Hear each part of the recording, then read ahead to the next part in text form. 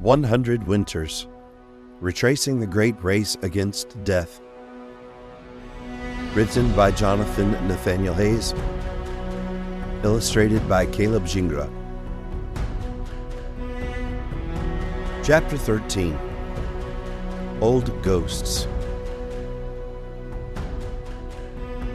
Mark Twain once wrote, "Before it is your favorite place, it's somewhere you have never been before." This was my chief thought as I made my way up the pass on what would be a 2-day portage from the Yukon River to the village of Unalakleet on the coast of the Bering Sea. Perhaps it was the dramatic change of scenery, from the monotony of river travel to the winding, twisting, hilly taiga. Perhaps it was the tracks of wildlife, the ever-present sign of life. Perhaps it was this portage marked a major milestone on the expedition, 2/3 complete once I reached the coast. Perhaps it was the ravens following us as we snaked through their home, hoping we'd drop some food or leave behind an unwanted catch like the trappers who come before. But I don't think it could be reduced to any of these things. I think the place is simply spiritual, all on its own. A sense of reverence overcame me, the kind that makes you instinctively lower your voice when you speak. I knew there were 2 shelter cabins along the portage, commonly used by mushers running the Iditarod about a month from now. The second of the 2, Old Woman Cabin, would be our destination for the day. I planned to stop halfway to rest the dogs, but when I reached the halfway mark, my teammates had not yet caught up. The dogs were running well, so I decided to press on to the first cabin, about 2/3 of the day's miles. Tripod Flats. I emerged from the trees into a clearing that winded steadily until I found myself in a mile-long open field, likely a swamp or lake when not blanketed in snow and ice. The trail, marked by wooden tripods, roughly 4 feet high, intersected the field, which was ringed with conifers. It didn't take Sherlock Holmes to deduce that this was Tripod Flats, and I knew the shelter cabin must be nearby. For cabins meant to provide emergency shelter, I found both these cabins to be hard to locate. I'm sure they were nestled in the trees to escape the brunt of the wind, but they're of little use if a traveler can't find them. Just before crossing a small bridge and entering into the taiga again, a glint of metal over my left shoulder caught my eye. About 100 yards back off the trail in the trees, I spotted the cabin. I had already passed it. It was the beginnings of a beautiful, cold, golden sunset, the kind that lasts longer in the Arctic, where the low sun bleeds across the snow in molten streaks, gilding even the dog's fur in the glow. I parked the dogs right at the bridge.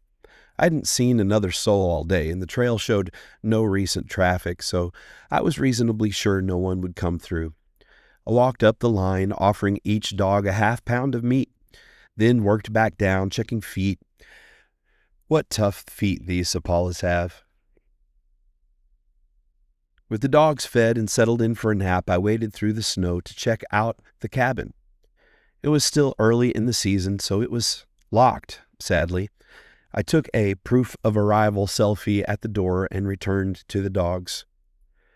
Some dogs, like Jester, Vodka, and Kyra, take every opportunity to rest.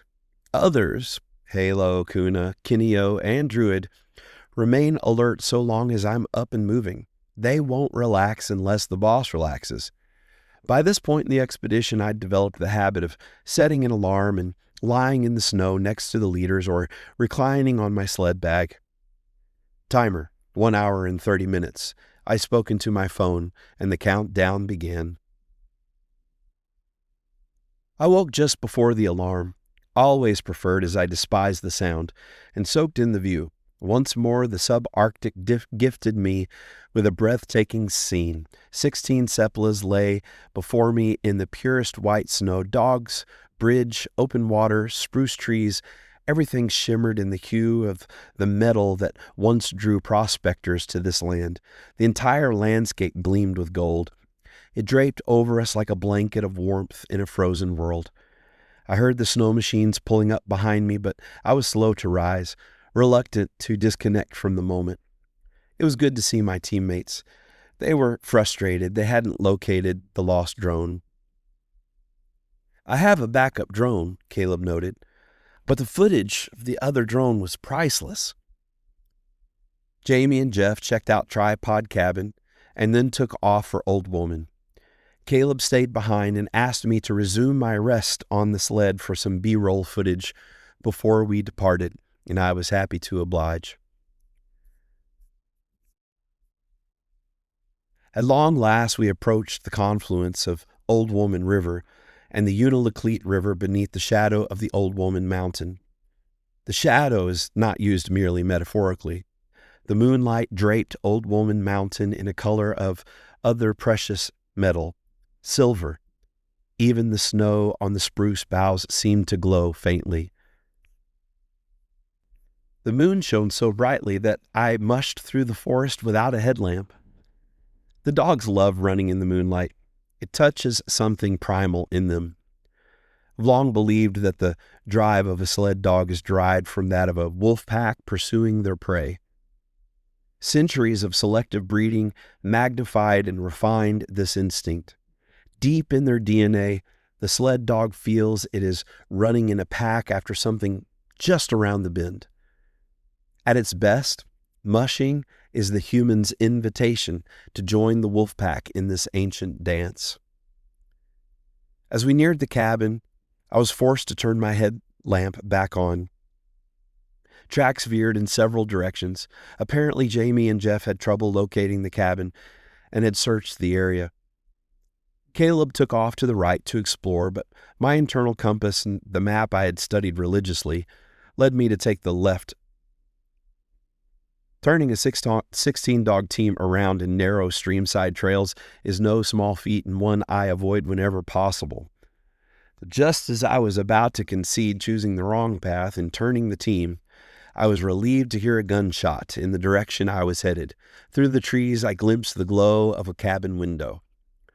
I pulled up to the cabin and saw the Bureau of Public Land sign, Old Woman Cabin. We had made it. I'm not one to celebrate prematurely.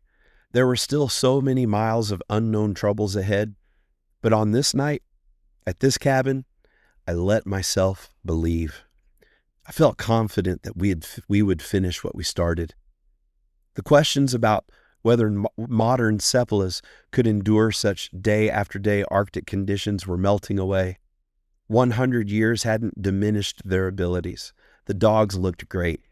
Some were coming alive in ways I'd never seen before. Their ancestors would be proud.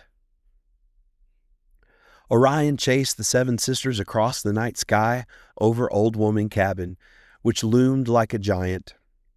We were farther from any human habitation than we would be at any point in the expedition. Deep in the Alaska wilderness. The first dog team here this season. We had it all to ourselves for the night. And we would finish. I allowed the joy to momentarily overtake me. "Woo-hoo! Yes," I yelled into the wild, and it echoed back to me. I wouldn't celebrate again, not even at the finish, like I celebrated here.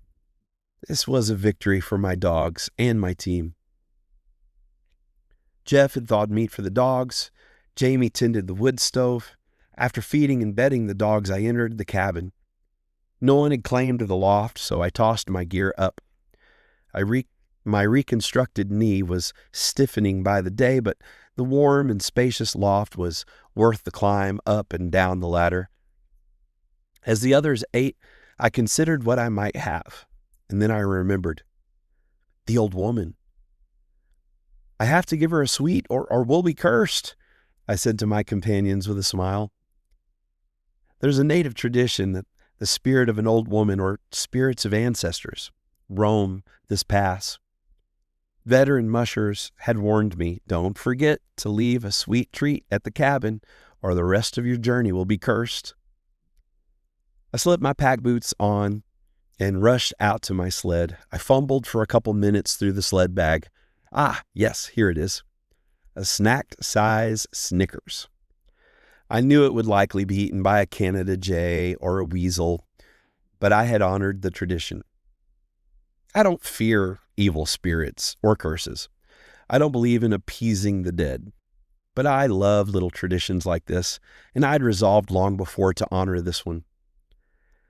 The Apostle Paul summed up my feelings on the topic well. Meat offered to idols means nothing if the idol is nothing. But I do believe in spirits, angels, fallen angels, demons, and the spirits of, as the Bible says, just men made perfect. As Paul the Apostle wrote, if the rich man in the story of Jesus could see heaven from hell, then maybe they could see into the physical realm too. Tradition, I thought with a smile, nothing more, until I looked up into the sky above the cabin. For the first and only time in the expedition, there dancing over Old Woman Mountain, the cabin, everything, I saw the full display of the aurora borealis. Ghastly green waves, brilliant rivers of light across a northern sky. The northern light spread like shimmering curtains, so bright they cast shadows on the snow and made the night feel alive. Science tells us they're magnetic waves from solar flares. Some Inuit believe that they're the spirits of ancestors. Others believe malevolent spirits. My Pictish ancestors thought them to be the spirits of animals that they had hunted. Both my Celtic and Viking ancestors believed they were bridges between the worlds. As both trained scientist and a Christian, I believe scientific explanations do not rule out the spiritual. If the scientific rules that govern the physical world are predicated on or governed by the spiritual, then both can be, both are true. Here, a century ago, the interior Athabascan musher Jack Screw met up with coastal Yupik Eskimo musher Victor Anagik to hand off the serum. Their meeting here to share the cabin for a few hours carried so much weight. As the life-saving serum they relayed, it symbolized a long, complex history between inland and coastal peoples. Perhaps now, I mused, the natural phenomenon dancing across the sky in brilliant beams was also a supernatural celebration of that legacy. If you're enjoying this free recording of 100 Winters, the Great Race Against Death, then I ask you to return the favor and purchase a copy. You can go on Amazon and get an ebook, a paperback, or a hardcover, all just filled with glorious images from the illustrator and filmmaker Caleb Gingras. And if you would prefer to have an autographed copy, go to Mush Maine, our website, or go to our social media and drop us a line. Until next time, Godspeed and happy trails.